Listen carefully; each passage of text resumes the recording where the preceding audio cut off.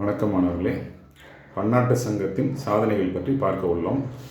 முதல் உலகப் போருக்கு பின்பு மீண்டும் ஒரு உலகப் போர் வரக்கூடாது என்ற நோக்கத்திற்காக பன்னாட்டு சங்கம் 1920ஆம் ஆண்டு ஏற்படுத்தப்பட்டது. இது 1920 முதல் 25 ஆண்டுகளில் உலகத்தில் ஏற்பட்ட பல சிக்கல்களுக்கு தீர்வு கண்டது. முதலாவது சிக்கலாக 1920ஆம் ஆண்டு பின்லாந்து மற்றும் ஸ்வீடன் நாடுகளுக்கிடையே ஆலந்து தீவு பிரச்சனை பார்க்கப்பட்டது. இந்த ஆலந்து தீவு ஸ்வீடனுக்கே சேரும் என்று பன்னாட்டு சங்கம் ஒரு தகுந்த முடிவை எடுத்தது. அடுத்தது போலந்து மற்றும் ஜெர்மனி இடையே ஏற்பட்ட எல்லை பிரச்சனை. இந்த எல்லை பிரச்சனையை பன்னாட்டு சங்கம் சுமூகமாக தீர்த்து வைத்தது.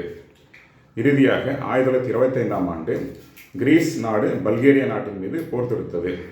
இதில் பாதிக்கப்பட்ட பல்கேரியா நாட்டுக்கு ஆதரவாக பன்னாட்டு அமைப்பு போர் நிறுத்தத்தை ஏற்படுத்தி அந்நாட்டை பாதுகாத்தது.